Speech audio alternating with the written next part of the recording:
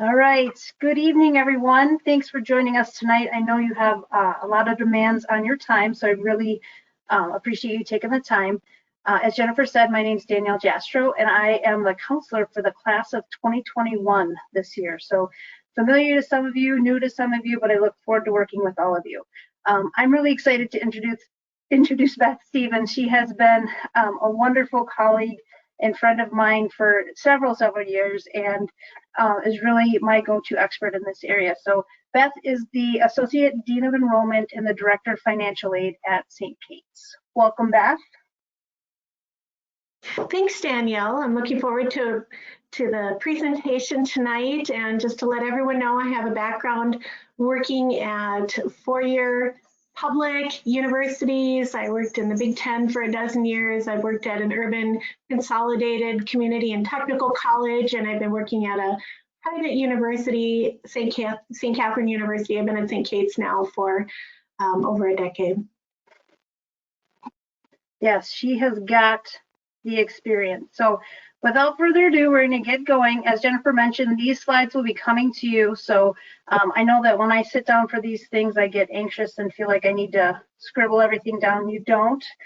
This is available to you and will be available to you. So here we go.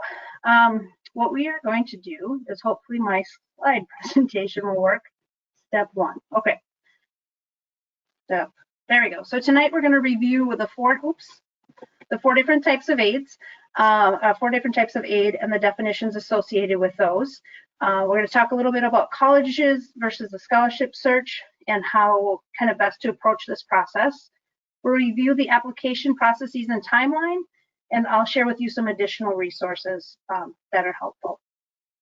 So I'm going to invite Beth to just pop in as appropriate. But I'll get us started here. So there's four types of aid. So when we talk about financial aid, a lot of times people say, well, I don't qualify for that, or we're not going to apply because it doesn't fit me. Financial aid is actually an umbrella term that encompasses the four different types of aid. So there's loans, work study, scholarships, and grants. So that's an important piece to remember. Everybody in some way, shape, or form should qualify for, at least definitely be applying for financial aid. For loans and work study, the top half of that circle there, some people are hesitant to apply for these things for numerous reasons, whether they be religious or family or whatever the case may be. Loans and work study are often necessary, even though they are not free. So you have to pay loans back. And even though some colleges will sometimes present work study as money given to you, students actually have to spend time to earn the dollars. So they're actually, it's like a job. It is a job. They're getting paid. So they're trading their time for money there. So a little further into this, for loans, there is the federal direct loans. This is the loans you take through the Department of Education, the Federal Department of Education. There's some bonuses to doing this. There's usually a lot lower interest. There's no payments while you're enrolled, at least half time. There's two types of these loans. There's subsidized loans. These are loans that are need-based and they do not accrue interest while in school. And then the unsubsidized loans are the non-need-based loans and the interest does accrue. Let me make sure I get everything. Typically, there's no cosigner required, and there's a fairly small origination fee. So federal loans through the government are sometimes the best way, if you have to take loans, the best way to do it. There's an additional loan here called the PLUS loan, the parent loan for undergraduate students. And this is where the parent actually takes out the loan on behalf of the student. Beth, do you have anything additional to say with that? I believe they're functioning pretty much the same as the federal loans, but they go into repayment right away, right? With the parent loan, yeah, the key difference here is the parent is the borrower, unlike the federal direct subsidized and unsubsidized loans are borrowed by the student. So the student is going to be repaying those after graduation or once they stop enrolling half time. And the key thing about the parent loan is there is a credit check for this one, and the parent goes into repayment 60 days after the last disbursement for that loan. So if someone takes out a parent loan for the first year of college, and maybe it's a traditional college that has 2 semesters, so it's dispersed fall and spring. 60 days after the spring disbursement, then that's when repayment would start. There is now an option for parents to defer that repayment and begin repayment after the student is done with college. Great. And then we're setting those up against the private loans, and those would be loans borrowed through your private bank or a credit union. Those are taken out by the students or the parents. For the students, usually a co-signer is required. Typically, they're not going to have the lower interest rates, and they'll work like loans do, and they'll start accruing interest and be looking for a repayment right away. Is there anything more we should be aware of with those private loans? Sure. So the private loans have variable terms. The difference between a private loan and the federal loan is the source. It's not coming from the Department of Education, the federal government. It's coming from the different banks, like you mentioned. And because of that, there'll be variable terms. And the best way to find out about private loans right now is as you're looking at, or one key way is as you're looking at the different colleges. Most of the colleges will have a link to an array of private loan servicers that offer loans to the students who are enrolled at their colleges and universities, and you'll be able to see a lot of information on that. Some families prefer to take out private loans from their credit agencies. So if they have if they bank locally and want to take out a private loan through their credit union, they can do that and have that loan funding go right to the college. Those are various options. Great. Thank you. Work study is another type of loan. Work study is determined when a family files the Fafsa, the free application for federal student aid. We'll talk about that in a minute. It's based on need. Most of the jobs are going to happen on campus. It could be anything from working in the library or working in the student rec center, all kinds of things. They are usually 8 to 15 hours a week. The focus on work study is really being a student, so they want to make it accessible for students to do. The hours will be flexible. Depending on the situation, the paycheck goes to the student or can be applied directly to the student's tuition bill. And these are generally above minimum wage. So it's usually nicer than trying to get a job at a restaurant or something close, a coffee shop close to the campus. This is associated right with the campus, and they're set up to be flexible for students. Mm-hmm. I would just chime in there and say that we found over the years, there's been a lot of research on students who are working while they're in college, and we found that students make additional connections to staff and faculty and other people at the colleges, and because of that they find out additional information about what classes to take or just how to get around the college or university. It's been very helpful for students to work on campus, even in their first year. I know a lot of first year students are hesitant or don't know how to apply for a job. Go in and ask as you go through the process, find out. Like Danielle said, not every person is eligible for work study. So a couple things you'll want to look at when you're applying to colleges and figuring out what's available to you is whether or not they have jobs that are offered to students who don't qualify for work study, and many colleges and universities have that. So even if you don't get work study from the financial aid office, that doesn't mean a student can't work to help pay for their college expenses. Work study generally is associated with the academic year, so like the fall, spring, if you're on a traditional year, that academic year earnings. So this isn't counting the earnings that a student might make during the summer. And when you're planning out your finances and how to pay for college, students are often getting great jobs over the summer. It depends on the summer. It might have been a little more challenging this past year. So thinking ahead to that and how that ties in helps students too to get work experience. And this will go hand in hand as students are working with their career development offices and building out their first resumes and that. And Danielle's right, 8 to 15 hours is pretty standard, but certainly students might only work, if they work a couple of 2-hour shifts, that might help get them connected, keep some money coming into their account, and but without overwhelming them as they are focusing on their studies. I want to reiterate too, what Beth shared was just the importance of connecting. Oftentimes when students go, whether they're starting at high school or whether they're starting at college, the importance of connecting into that community is really, really critical.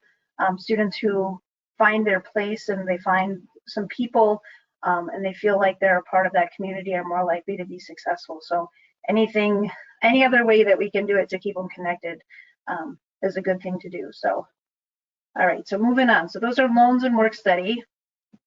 The other two kind of big chunks of money under that financial aid umbrella are the scholarships and grants. This is the good stuff, right? The kind we want to talk about here. So there's different types of grants. There's the federal Pell Grants. These are determined based on need. The federal supplemental education opportunity grants, which is a mouthful there, but that is really high financial need for students. In Minnesota, we have state grants. One of those is the Minnesota DREAM Act, which we'll touch on a little bit further, and then institutional grants, which each institution can decide how they want to distribute those individually. Now, Beth, I know that with federal Pell Grants, the money, the amount shifts as students go through their undergraduate years. Can you speak to that a little bit?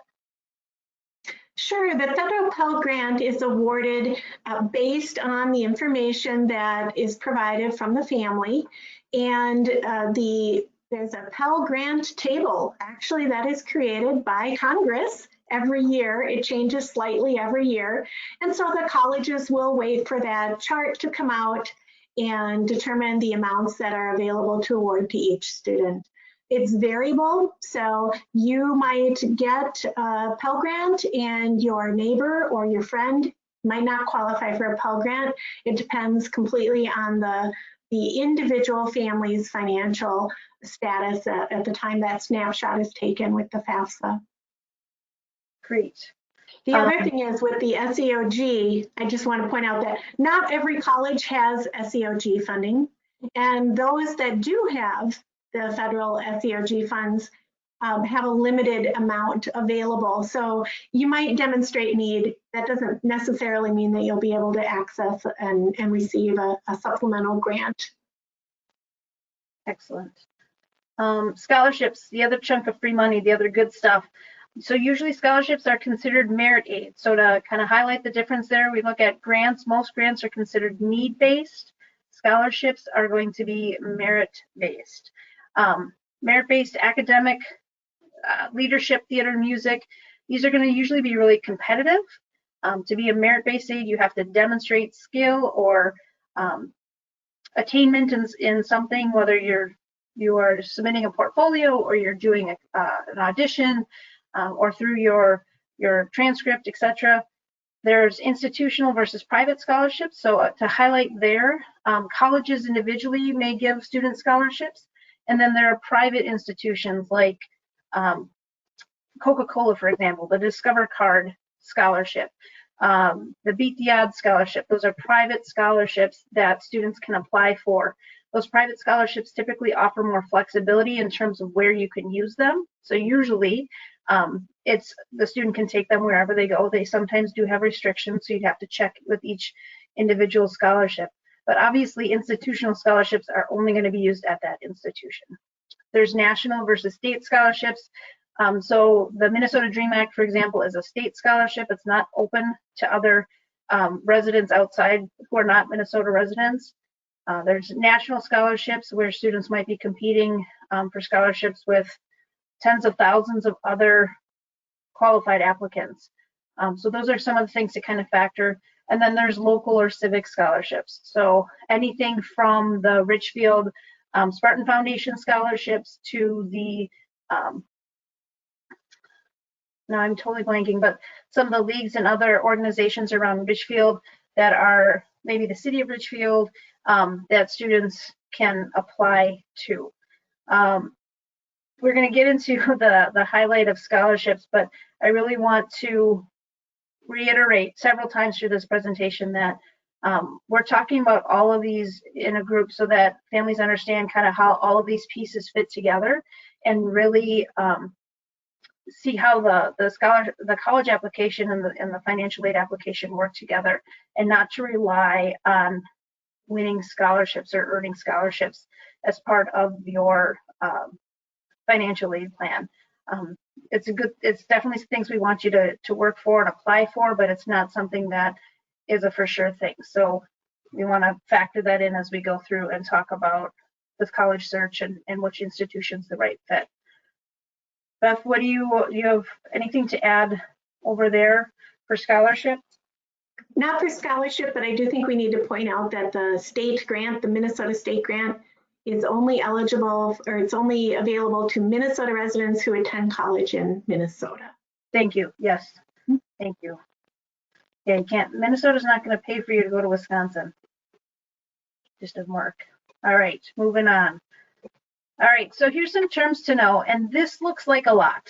And even putting this up here, it's a lot to look at, but I want to break them down and kind of take them one by one, because I think these pieces are really important to know. We use these terms, as you know, education, having kids who are now seniors, you've heard all kinds of terms going through this process. We want to make sure that we're using the same language so we understand what we're talking about.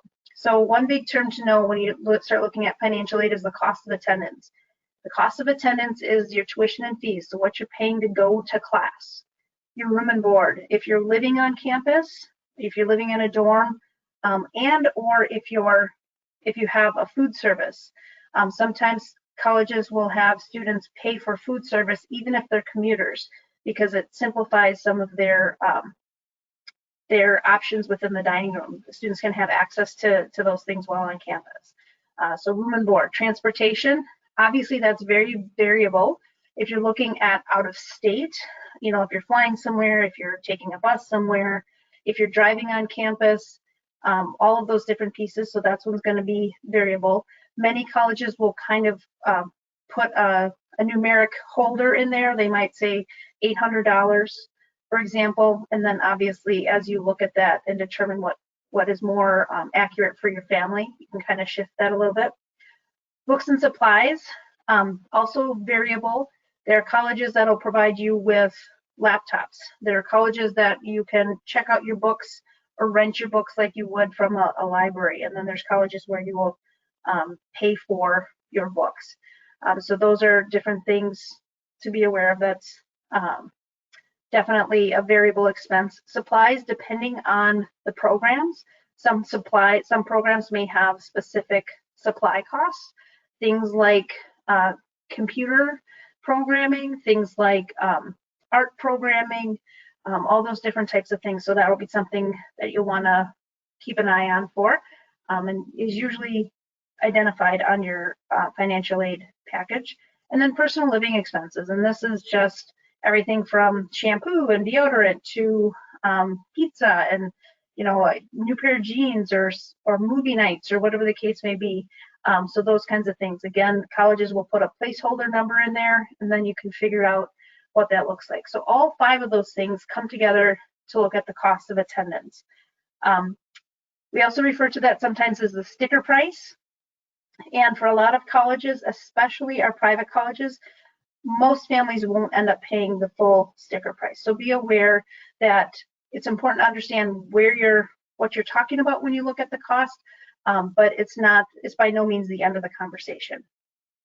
Now, Beth, I'm going to lean on you for this expected family contribution, but this is a formula that the government has put together that basically decides what they determine a family is expected to contribute. Can you take the lead on that one? Sure. So when students and their families file the Fafsa, when they're applying for financial aid, the purpose is to generate this expected family contribution, which is it's really an indicator of the relative family financial strength across the country, right? And we're looking at the parents' income and the parents' assets, the number of students who are, number of people who are in the household, number of people in the household who are going to college. And we do the same thing for the students, the student income, student assets. And then from that, it goes through a formula that Congress has developed, actually.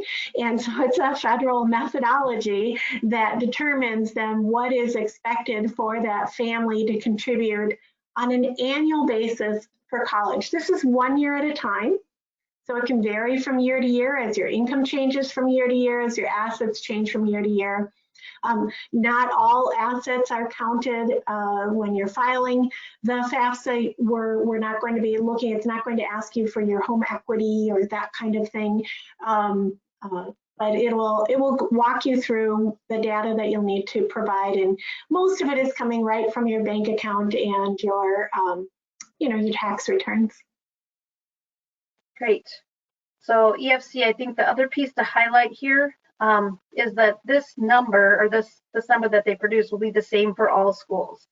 And that's where we look at financial need and we determine what your financial need is. So you take each school's cost of attendance and you subtract your family's expected family contribution and you get your financial need.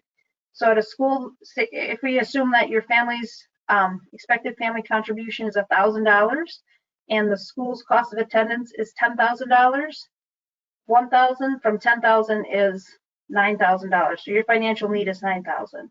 Obviously, that looks different as we start looking at private schools where the cost might be $50,000.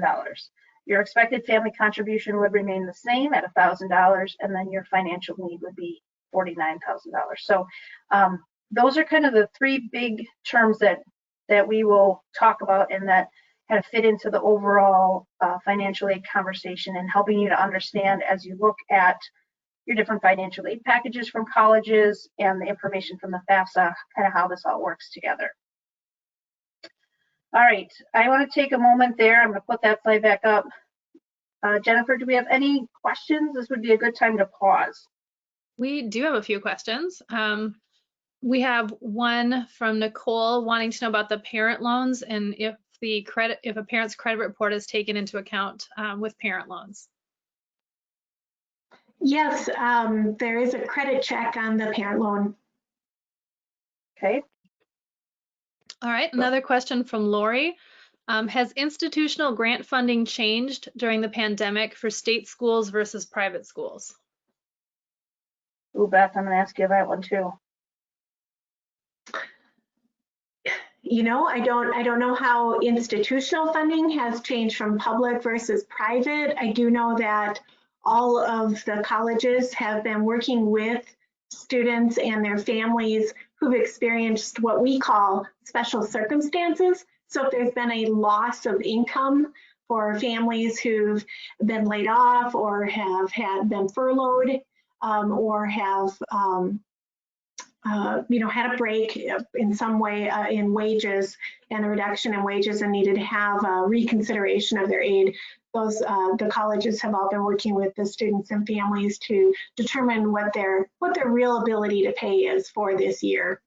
But the available aid is all dependent on the individual institution. Okay. A question from Anne. How many years of tax returns did they look at for the Fafsa? Good question. I'll take this one. Beth, jump in here to add as appropriate. But with the Fafsa, they look at the prior year, which is just a long way to say that you're going to use the 2019 taxes. So you're going to use 2 years before the year that you're actually applying for. So as seniors, your students will be completing the application for Fafsa for the 2021-2022 school year, because that's the year they'll actually use the money. That's the year that the Fafsa will apply to. So the prior year would be 2020 taxes, and the prior year from that would be 2019. So you're looking at 1 year of taxes. Now, in light of the previous question with the financial impacts to families as we've gone through this, it is understood and colleges are expecting that your financial information from 2019 taxes may not be reflective anymore of your family's current situation. And they are prepared, as always, to address that with you. So as we go through the process, you'll continue to use your 2019 taxes, and then there'll be information, as Beth mentioned, the special circumstances where families can share that. Beth, I know that some schools had, or some institutions had talked about maybe putting in a special COVID statement through their financial aid process. Have you heard anything about that? I know that there have been some provisions extended this year by the Department of Education allowing for example, a suspension of loan repayment for those who've already been out and are repaying loans, and for some students who've had to withdraw. But as far as grant funding, those funding allocations have already been determined at the federal level and at the state level ahead of time. Okay. It's time for one more, Jennifer.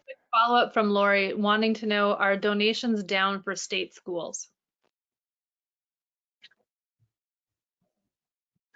That's a good question. I don't know if they have an answer. I don't have that information, yeah. Okay, there's one last question in this section and then we can move on. Okay. Do 401ks and Roth IRAs play a role in the percentage of assets? Do brokerage accounts?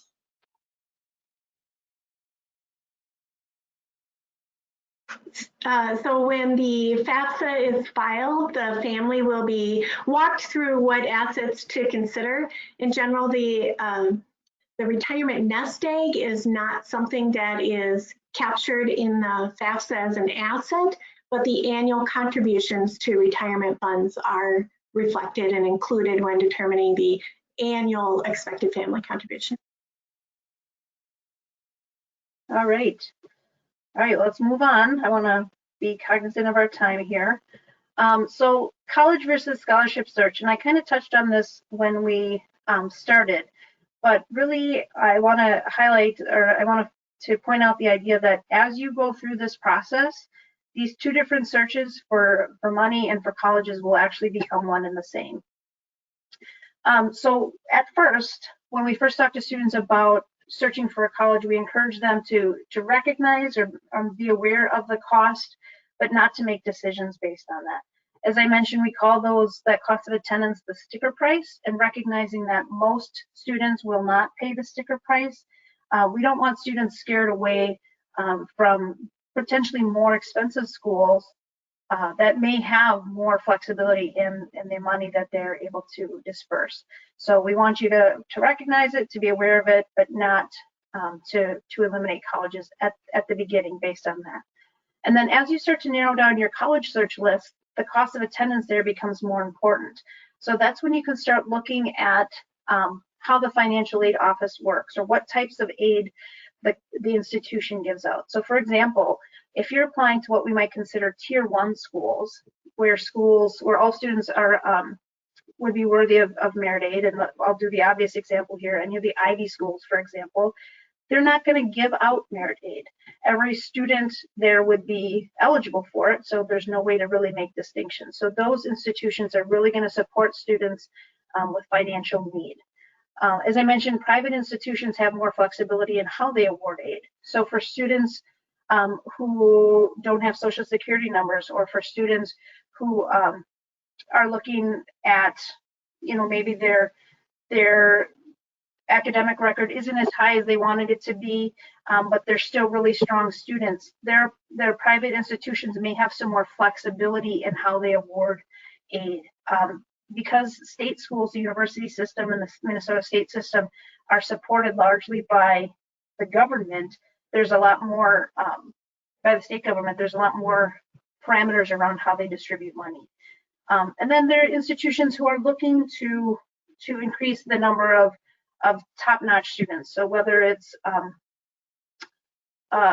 national merit scholarships or valedictorians, or fill in the blank. I know that those are, there's maybe a couple of valedictorians, but students who are scoring really high, or students who are achieving really high, and who are bringing something to their campus that they're absolutely looking for.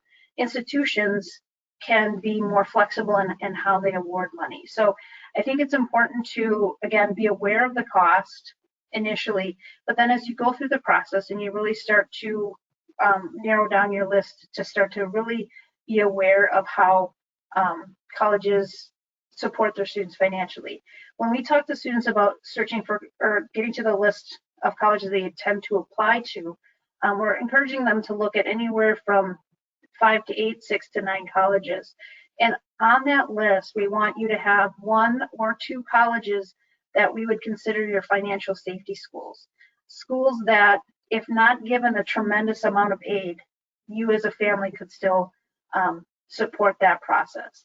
What I don't want to have happen, and what inevitably happens every year, is students get into their top choice schools and then the financial aid doesn't follow. And I have students in my office crying because they are faced with the, I've gotten what I wanted, but I still can't get there. So really being aware of the financial aid and how that works within the institution.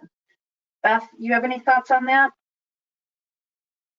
I think you really covered it. It's all about setting up the expectations and knowing that at this point, you're trying to see what's out there and what's available, and knowing that you'll have the time to make that decision once you get all of the information together next spring.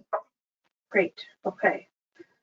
So the application and process timeline, just give you a sense. I feel like every time I talk to seniors, they're pretty sure that they're behind on something. And I want to assure you that you're right where you need to be. So if you're here tonight, you're hearing this information, you're right where you need to be. So there's 3 main applications that we're going to touch on tonight. One is the Minnesota DREAM Act. So this is an in-state, students will receive in-state tuition rates at Minnesota public colleges and universities. And this is a grant that is for students who are not citizens or are eligible non-citizens of the U.S. So students who don't have a social security number can apply for the Minnesota DREAM Act. That application is run through the Minnesota Office of Higher Education.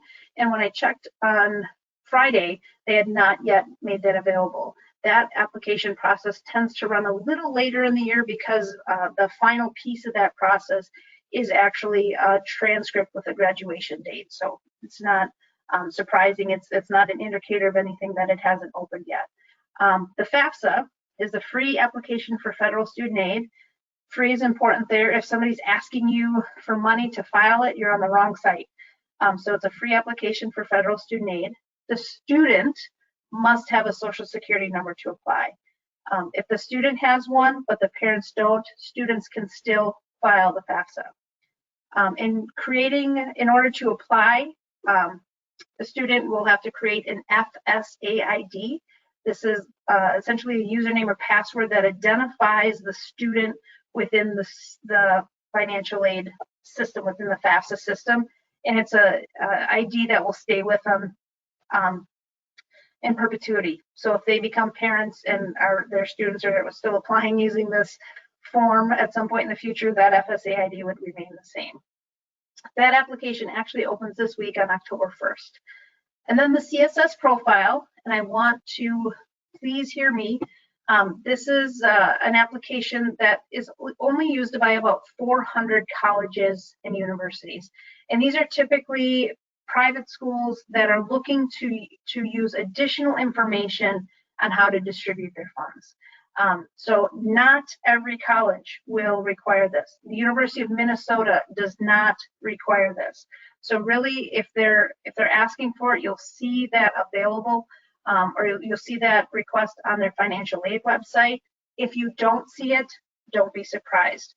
There's also a list of, on the Css Profile website, there's a list of colleges that use the Css Profile. So again, everyone should file the Fafsa if they have a social security number. The Css Profile, maybe a handful of families will do. That application also opens on October 1st. All right, so there's 4 key points I want to point out here as we look at all 3 of these different applications. The application belongs to the student. So when you go through the Fafsa, oftentimes parents sit down and they start filling it out, and where it says, put in your social security number, parents are, you're filling out forms like you always do. It is actually the application of the student. So make sure that you're aware of the information you're providing them. And you'll always apply for the year that you intend to use it. So on October 1st, when the application opens for FAFSA, you'll go in and you'll see two applications. You'll see the 2021, 2022 application, and then the application that's 2020, 2021. So as I said, we're going to use it for we're going to apply for the one that you intend to use it. Deadlines. You'll hear this also from colleges, sooner is better. I like to think of it kind of as a big chunk of, a big pot of money that starts to get distributed. That doesn't mean if you can't get it done this week that it's too late. Absolutely not. We want you to file. Colleges recognize absolutely that families are at different stages as they go through. One of the reasons for moving to the prior year was to make it more accessible to families and make it more possible for all families to kind of access the information at the same time. But as with anything in this process, be aware of deadlines. If they're asking for information by February 15th, please make sure you get it to them by February 15th. Documents is another one to highlight. There's something called a verification process. So this is when colleges have to verify that the information that you've provided them is accurate. Because some of the money that they're handing out comes from the federal government says, hey, we need you to make sure that this is accurate. So colleges, you might be selected for verification at a college. And that typically involves you sending in copies or an IRS tax transcript to the financial aid office. Here's the biggest thing that I've seen with this, having done this for 15 plus years.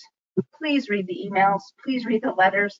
Oftentimes, I know it's overwhelming because it's a lot of what feels like ease of, language, educational ease, the different terms in whatever that is not as accessible to families, but making sure to read what they're asking for. They tell you what they need, they tell you when they need it and how they want it. I'm happy to go through that with students. I'm happy to sit down and review that, but know that they're sending you the information. And for students listening to this, check your emails. It's critical.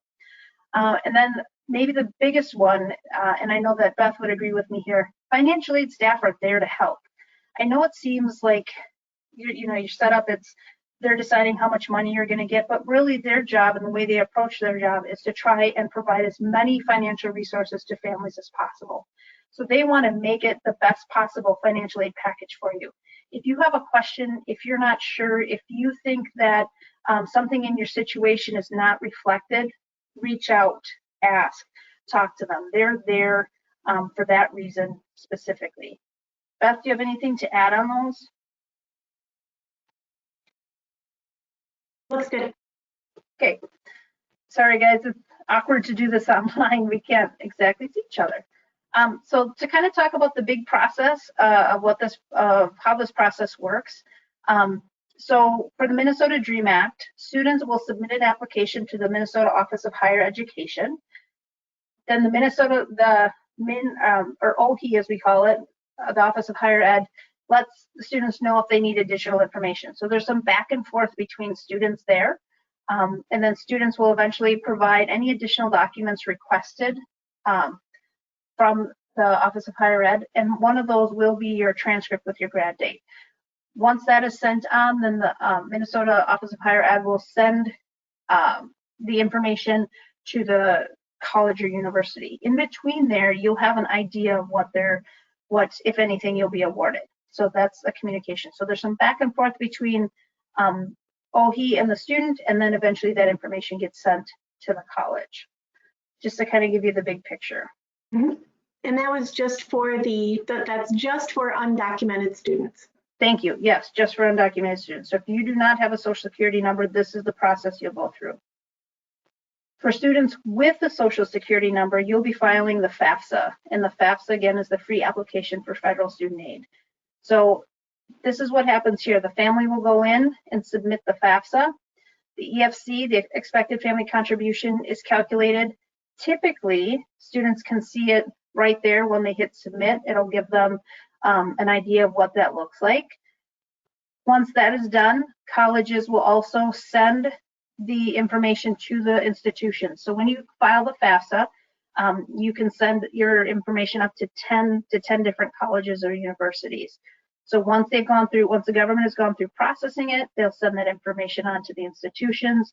And then at that point, the institutions might follow up with the family, request different additional documents, etc.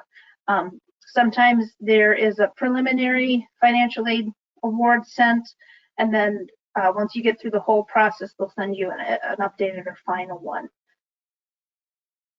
Anything to add there? I'm thinking through. I think we're okay there. A couple people were asking the same question, wanting to know with the FAFSA, do they need to have identified the colleges first, or can they do the FAFSA? In what order does that happen? It's one and the same. So as they go through, they can start. The nice part about the FAFSA is families can start, save their work, and return later. That is not the case with the Minnesota DREAM Act. So as they're going through, there will be a step in that process where they're asked to send to which institutions they want their FAFSA sent to. So one of the things you can do is once you hit submit, and once it's through processing, which usually takes 3 to 5 days, then students can go in and make corrections. One thing I would caution you against, though, is going in and making too many corrections. Beth, have you seen it where families who are going in and changing things constantly, does that cause a red flag in the financial aid office? Yeah, there are limitations to what kind of information can be corrected or changed, and so that's prescribed by the Department of Education, and families should really talk to their financial aid offices if they're wondering if they need to correct any information. But one thing that can be done, of course, is to add other colleges at no cost to the FAFSA so that your financial aid information can be sent out to the colleges so that you can get an award notification. I think that's a really good point. Thank you. There is no cost to send this to your colleges. So even if at this point you know of 3 schools that you intend to apply to, there's maybe a couple more that you're not sure of, it's okay to put that information on there. The financial aid office isn't going to do anything with it unless you're admitted. So if you choose to not apply to the college, or if you're not admitted to that college, they're not even going to look at that. They're going to use their time and energy on students who have been admitted. So it's all part of the same process, and as with kind of everything, it's a shifting kind of organic list, and there are mechanisms in there for you to address those changes as you go. Okay, I want to be aware of the time. Okay, we got about 15 more minutes. Css Profile, I mentioned this one briefly, and again, I want to say these you may have a college or two that requires this. Again, they're going to be usually schools that are looking for more complete financial information, non-custodial parent financial information as an example. In Minnesota, there are 4 colleges that ask for this: Carleton, Gustavus, McAllister, and St. Olaf.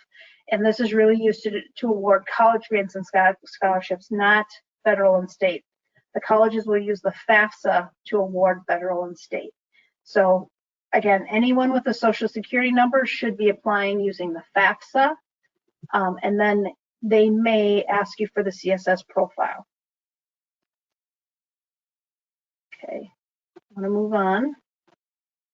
All right, so I'm going to go through this kind of quickly because I think this is one of the things that makes the most sense once you're in there doing it. So really getting started on filing the FAFSA. A couple important things to notice. There's 3 ways to file. There's an online version, there's an app version you can use on your phone, and there's paper. Frankly, you should only be looking at the online or the app. The paper version is going to be clunky and just take you more time. So the online and the app will have what's called skip logic, which will present to you the questions that you need to see. So if you answer a question that rules out the next 3 questions, you won't even see those next 3 questions. So use the online or the app version. The first step, as we mentioned, is to create an Fsa Id. Again, to do this, you must have a social security number. So if a student has a social security number, they will create an Fsa Id. If a parent does not have a social security number, and the student does, the student should still create an FSA ID and go through it that way. In order to create one, you'll need a date of birth, social security number, personal email address. So students, I know we push you to use your school email address. Here's one where you're going to want to use your personal email address. About a month or so after you graduate, you'll lose access to your school email address, and you don't want to miss these emails. So use a personal email address. One of the things that I've learned having done this with families and with students for long enough, you know what, everyone's carrying their phone. So as you go through, you can see there's a button here in the middle that says show text. Click that and then take a picture with your phone. So if you know, I don't want to write down my password or whatever the case may be, take a picture so you have that with you there. All right. After that, you can gather the documents that you need. So just to kind of give you an idea of what kind of things they're going to ask you for. Your social security number. It's really important here that you double check this entry and make sure that you put it in there correctly. Your driver's license number, if you have one, you do not have to supply it, but it's one of the things they'll ask you for. Your alien registration number, if you're not a U.S. citizen, but you are an eligible non-citizen. So if that's you, you'll need that. Maybe it's formally called or informally called a green card. Your federal tax information from the prior year. So for you guys, this would be the class of or the taxes of 2019. So that's the information you'll look for. Any untaxed income information on cash, savings, etc., those sorts of things. So as you go through, I think one of the things that I've seen is that sometimes people tend to overthink the questions that are on the FAFSA, and it's really just about providing them the information that they're asking for. So there's a pretty good help feature in there. There's a live chat feature, and again, you always can access the financial aid offices that your students are applying to ask questions, but this is kind of a quick overview. All right, so once you've created your FSA ID, you'll go into the login process. Students, you'll click the I'm a student, obviously. You click next, and then you'll enter your FSA ID username and password. So that's where this comes in. You're going to select the year that you will use the money. So you're going to do the 2021-2022 FAFSA. And then you'll see I put the a brief, just a screenshot there of the tabs so you can see how they differentiate those things. You go through and fill out the application. Remember, it's the student application. So it's going to start with student demographics. Students, make sure you use your full legal names. You want it to be the same as what's on your social security card. So if you have two names and there's a hyphen, make sure you use those. If your name is Nicholas, but you go by Nick, make sure you put Nick. So that's going to be the way that the government will match up to you, and you need to make sure that information is indicated correctly. There'll be a part in there where it's asking you for your high school name. You're going to tell me you can't find it, but if you enter Richfield Senior High, you will find it. That's the correct one. And then, as we mentioned before, you can add up to 10 colleges or universities when you are submitting your FAFSA. If after you hit submit and after it's processed, if you have additional colleges to add, you can absolutely go in and make a change to do that. Beth, hop in here. I'm going kind of fast. I want to make sure that we get through the end and get some questions. So if there's anything to add, let me know. A couple things to note on here. One is the selective service. So you will see on there a question about whether or not if you're male, if you've registered for the selective service. Per the federal government, males who are 18 to 25 must register in order to be eligible for aid. And if you haven't done that, you can only do that when you are within a month or are already 18. So if you're 17 and 11 months, you can do that on the selective service website. Otherwise, there is an option where you can have the FAFSA register for you. So it'll say, are you registered? You'll say no, and it says, do you want us to do it for you? You can click yes. So that's the selective service. And then the Irs Data Retrieval tool, if you can use this, you're strongly encouraged to do so. You must use the parent FSA ID. and you must use your federal income taxes. So it'll fill in some of your information, but then it'll ask you for like your street address. And what you enter has to be the exact same formatting as what's on your federal tax return. So make sure you check that. And what the IRS Data Retrieval tool does is it links your FAFSA to the IRS, and it'll actually pull in some information from the IRS website. And this is really, really helpful because it reduces the likelihood that you'll be asked to provide, or reduce the number of documents that you'll be asked to provide if you are asked to provide documents to the financial aid office, because it's coming directly from the IRS. So there's not a question of how that was entered. So you'll see that as you go through the process. All right, some quick timeline and tips. Before I go on, any questions there? Or Beth, anything that we should add? Because it's FAFSA related. Quickly, do the schools that do the CSS also do the FAFSA? Yes. Okay, great. Is the FAFSA application applicable to community colleges? Yes, absolutely. So any place that you're applying, public or private school, yes, you will, as long as you have a social security number, you will file the FAFSA. Great. If we are applying for early admission, when will we get the financial award info? So there's a difference between early admission and early decision. If you're applying early action, typically that, Beth, help me out here, but I want to say that once you find out early, then that financial aid process has started early. So you usually find out within a month or so. Does that sound accurate? Yeah, and really this is tied so closely into the very specific college. Not doing this with 10 colleges. So you're going to work directly with that one institution and have their specific timeline on what their deadlines are and when they'll be notifying you. As a general statement to that, I want to add, so we consider May 1st to be the national notification deadline. So that's when colleges are expecting students to inform them of whether or not they'll be attending. So throughout this whole process, we're going to encourage you to do stuff sooner, hurry up and wait kind of a thing. So you're going to apply, and then you're going to wait to hear what financial aid packages, and those are going to come back to you, in a staggered timeline. Most colleges will try to get them to you by the beginning of April so that you have a couple of weeks to really think through and figure out before that May 1st notification deadline. Okay, a couple more we can cruise through quickly because I know we only have a few minutes left. When is the free college application week where Minnesota schools don't charge the $25 application fee?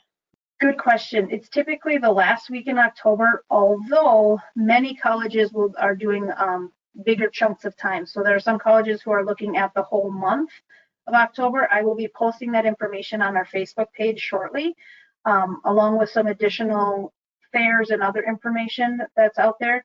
But if you go to their website, you can get the list, and I'll get that link posted for that specific Minnesota College Knowledge Month information out there.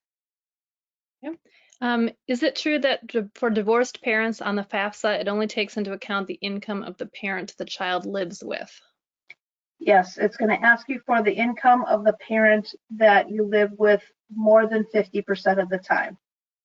So whatever parent you live with 51% of the time. And this is where there's always questions. So Beth, I'm going to ask you the question and then make sure that it's said correctly so there's no confusion. So you're going to provide the information for the parent you live with more than 50% of the time. If that parent is remarried, not to the biological parent, the step parent's information is also supplied, correct? Correct. Mm-hmm. Okay. Okay, we just have two more, but I'll let you continue and then we'll move these to the end if we. Okay.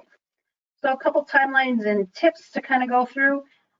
So October 1st, this is when those applications will open. As you go through the process and you start looking at scholarship applications to the institutions you're applying to, you should ask and see if there are separate applications for scholarships. So depending on the institution, some institutions will use your application for admission to consider you for scholarships, and there may be additional scholarships that look for a separate application. And those might be based on program or what have you. So check that out, and you can usually find that on the financial aid website. It's usually pretty clear. So that opens October 1st. We're going to get that started sooner rather than later. Through November, I want you to continue doing your college applications, start that college scholarship search, and start that submission process. The idea being that by the time we hit December and winter break, you have really completed the bulk of your college application. That's the dream world that I live in. I hope that we can get there, but I really want to have the bulk of those applications done, because then we can switch and focus on the financial aid process. January through March is really the heavy scholarship time. So you'll see a lot of those applications popping up. Those might be the private applications or the non-institutional applications and so forth. So we'll be looking for some of those things at that time. And as you go through, we're going to continue to monitor your application status. So we're going to be checking if they are missing information, or if there's additional information they're looking for. So we'll look to do that. Keep in mind, as I say that, it's not always instant when you hit submit that everything is updated. So as the pieces come in, the admission office is compiling these things together. So you might get an email that says, thanks for your submission, we now need your transcript. You will have the ability through your Naviance account to look and see if that transcript has been sent. That's something that I will do. We are almost to the point where transcripts are ready to be sent, so I'll be starting to work on that. So you'll let me know where you're applying, and I'll get those transcripts out. But know that those things don't automatically update immediately, so we just gotta sometimes give it a day or two. So January through March, scholarships. In April, that's when you'll start to hear from those all the colleges. You'll figure out if there's any verification information, and we can start looking at comparing financial aid packages. So we'll address that closer to early April. And then, as I mentioned, May 1st is National Decision Day. So that's the day we want to have our decisions made and let colleges know what's going on. So a couple of tips quickly. As I said, use your full legal name. Check to make sure, double check that you're entering information correctly. Read the directions. I know none of us really read the terms of agreement or terms of consent, all the fine print. Please read the directions.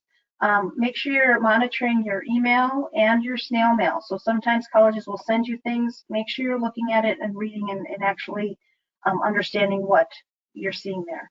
If possible, use the same username and password. It's challenging sometimes when students come in and they're like, wait, let me try this.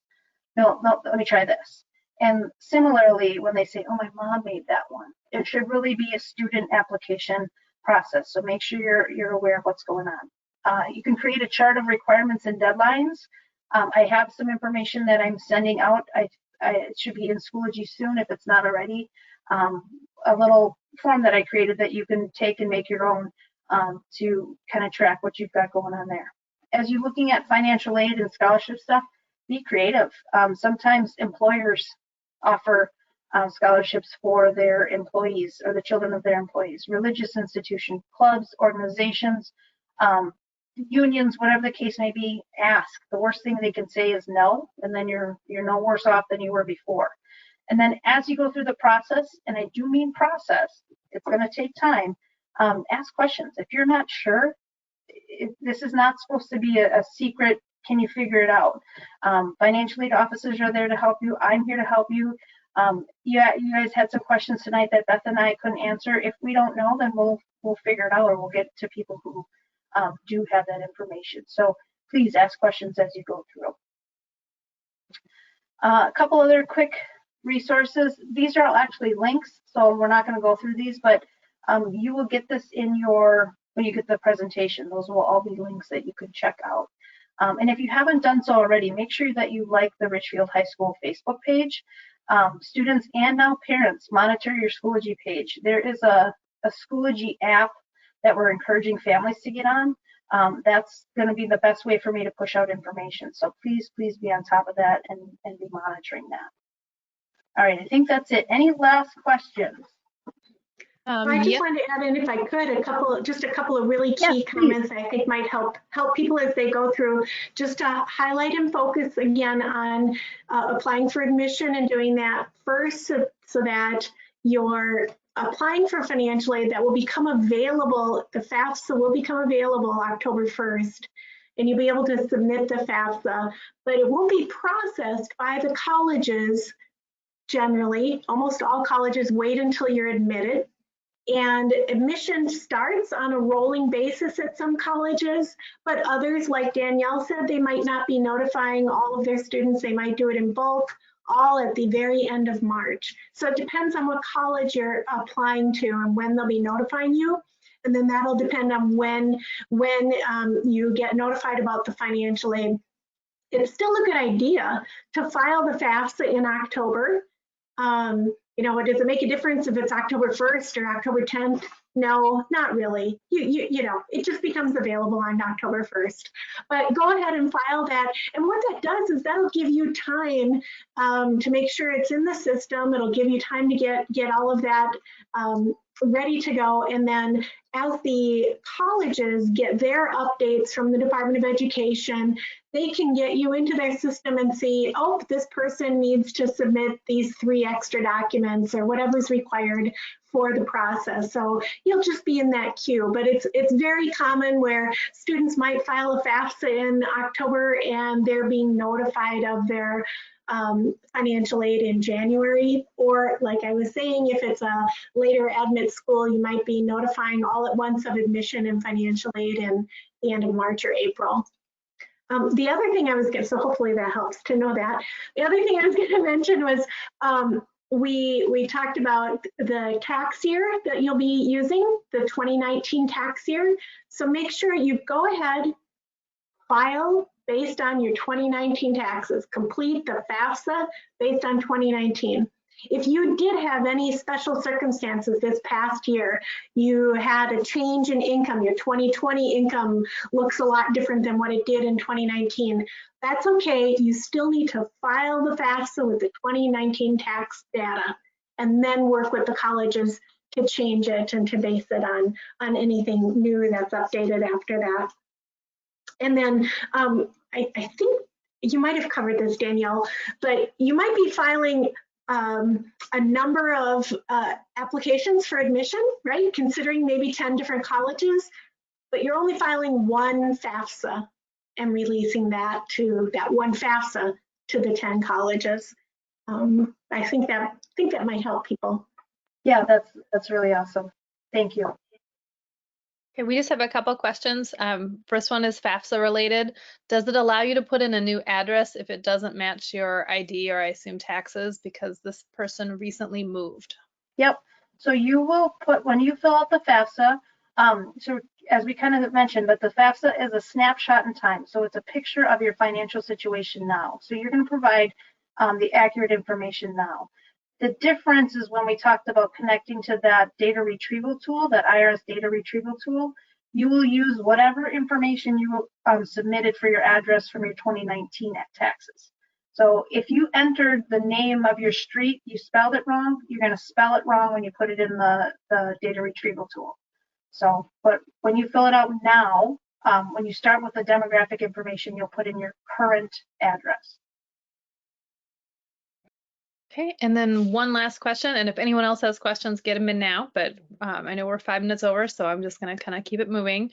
Do you have to register for selective service if you are born male but no longer identify as male?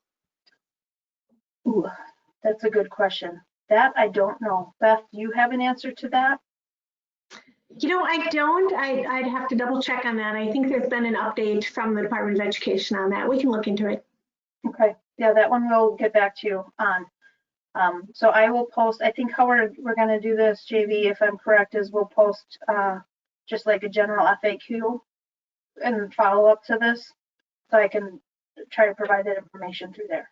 So we'll post this on the website tomorrow, and everybody will receive a link to the video as well as the handouts, which then they can of course click on the resources that were available there. And then we can put the questions and answers on the website. So the email will link to that so you can see the answers there. Also, it looks like we've got a couple that are still trickling in. So I don't know if we can get to these or not, but we'll try. So anything that we don't get to right now, and also the people who we didn't have an answer for, we'll work to get those answers and get those on the website as well as emailed to you. So don't worry if it wasn't answered or we didn't have the answer for you, we will get it. If you need to go, you are welcome to go. We're going to continue to record and continue to answer questions for about 3 or 4 more minutes here, and then we will have to do a hard stop so that we can do this again in Spanish. So here's a couple more for you. Danielle and Beth.